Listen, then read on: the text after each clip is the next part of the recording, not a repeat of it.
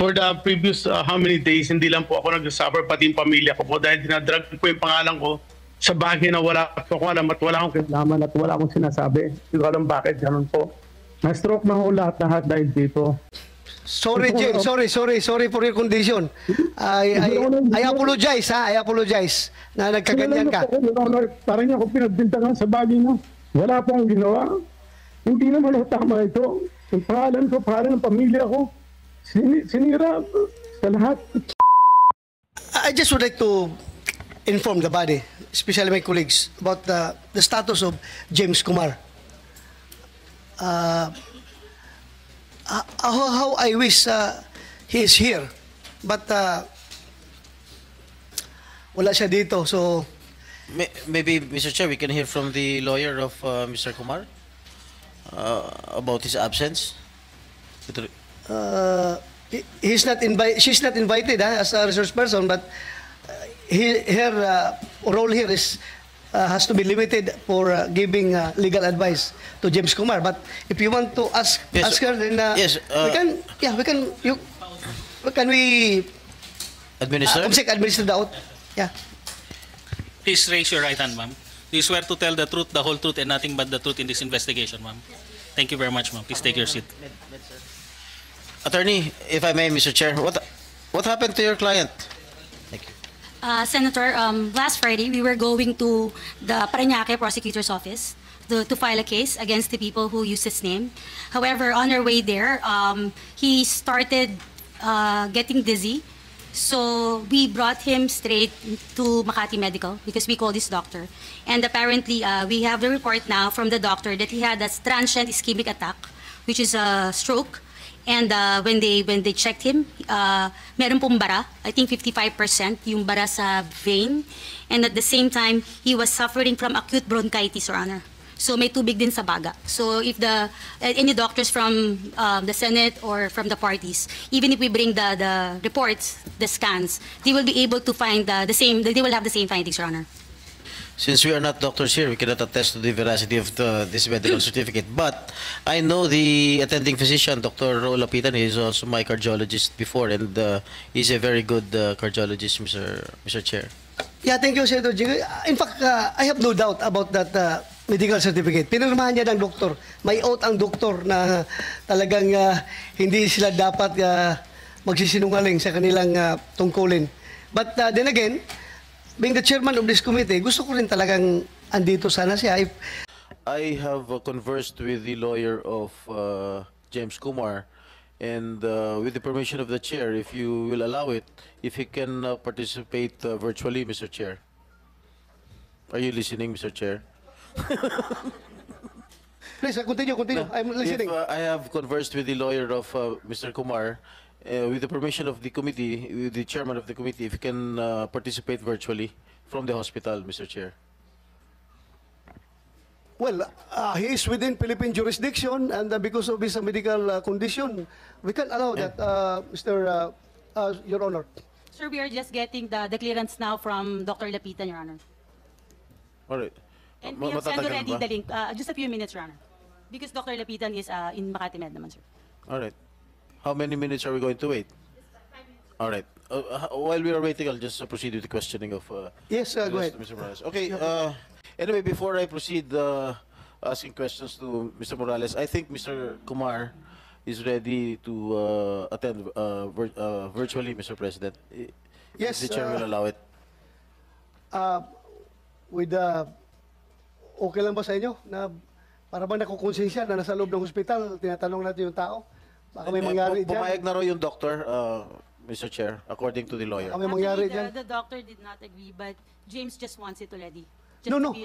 Kailangan may doctor's advice yan. Nasa loob siya ng... May doctor po doon, pero the doctor did not agree, but Oh, Did the doctor did not agree, or you did not consult with the doctor? he did. But the doctor said no. So, sabihin na, pag may nangyari sa Huwag na, kanya, huwag na. makakabisin. No. Yan. Hello, Your Honor. Yeah, andyan na siya, pero ako... Pag may nangyari sa inyo, huwag mo kami sisihin, Mr. Kumar. Yes, sir. I just want to clarify. Gusto ko rin matapos na ito kasi... Sandali lang. Mr. Kumar, sandali lang. 1 minute suspension. We would like to hear from you, pero with that present condition na ako'y nakonsensya, kaya Wag na, James, wag na. Baka may mangyari pa sa iyo dyan. Ako sisihin. Sir, honestly po, Your Honor, gusto ko lang din matapos na ito. Kasi for the previous how many days, hindi lang po ako nag-suffer, pati yung pamilya ko po. Dahil dinadrag po yung pangalan ko sa bagay na wala po ko alam at wala akong kinalaman at wala akong sinasabi. Hindi ko alam bakit, ganun po. Na-stroke na ho lahat dahil dito. Hindi na ho tama ito. Sorry, James. Sorry for your condition. I apologize, ha? I apologize na nagkaganyan ka. Your Honor, parang ako pinagbintangan sa bagay niya. Wala po ang ginawa. Hindi naman ho tama ito. Ang pangalan ko, pangalan ng pamilya ko, sinira sa lahat. Wow, paki-off na, sabi mo kayo, walang doktor dyan. Against doctor's advice. Mag-usap lang tayo next time, James. Sige na. Thank you. Relax ka na dyan. Relax. Salamat po. Sige. Thank you. Session resumes. Senator Jinggoy, you have the floor. Mr. Chair, gusto ko sana magtanong pero lahat ng lumalabas sa lahat ng sinasabi ni Agent Morales pawang kasinungalingan.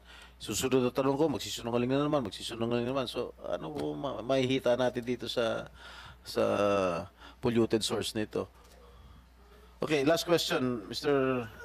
Senator Jinggoy, before you continue, I just would like to put on record that this committee assumed a while ago that he was under doctor's advice to go on online attendance to this hearing.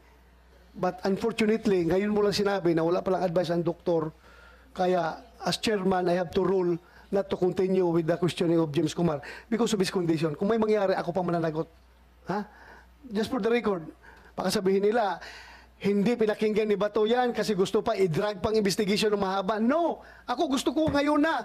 Ikaso lang with that condition. Napaka-heartless naman natin na tao. Napaka-heartless ko naman na chairman kung tutuloy-tuloy ko yan. Kung may mangyari dyan. Kaya yun lang, for the record. Senator Jinggoy, go ahead. Thank you. Last question, Ginong Morales, ha? Bibigyan na ulit kita. Yes, Mr. Chairman. You said you complied with all the requirements. Am I correct? What kind of compliance did you do? Lahat po, including po yung mga clearances, Your Honor. Your Honor, Mr. Chairman, bagamat irrelevant po yan dito sa, sa ginagawa natin investigasyon. Your Honor, for the record, ito Ano pong, ibig sabihin irrelevant? Ano ibig sabihin irrelevant? yung pong tinatanong ni Senator Jinggoy Estrada. Your Honor, ako po ay resource person. At ako po, nandito po, patungkol lang po doon sa aking personal na kaalaman, kaugnay nung kasong nahawakan ko nung 2012. Katunayan, Your Honor, may banta sa buhay ko. Napanood naman po natin sa video. Nagkulang nga po tayo ng imbitasyon. Dapat lahat ng mga tao na binanggit doon sa video na napanood natin dito, kasama ang First Lady, Luisa Araneta Marcos. Nagtatanong po ako, bakit hindi po siya naimbitahan? Kagaya po, nakikita rin po, Your Honor. You are now questioning the wisdom of this committee. Kung ganun ang line of thought mo. Mr. Chairman, Listen, Senator Chis, go ahead. Mr. Morales said repeatedly that he is only a resource person. As the chairman said, sir, hindi po nyo ito party, hindi po kayo at wala kayong karapatan mag-imbita ng kung sino gusto nyong imbitahin. Pangalawa po, tinatanong po kayo ni Senator Jinggoy ng tanong. Ang sagot lang po naman, oo, hindi totoo, hindi po irrelevant, hindi po nyo kapasahan bilang resource person lamang. Kung relevant o hindi, pwede kayo magsabing, I invoke my right to remain silent, I invoke my right against self-incrimination. Karapatan nyo po lahat yun, may abogado naman kayong katabi. Pero hindi po para sa inyo na pagsabihan ng miyembro ng komite ito na irrelevant yung kanyang mga tanong. Sagutin nyo na lamang po na ayoko pong sagutin. Ganun, tapos. Para hindi na po tayo magtagal masyado.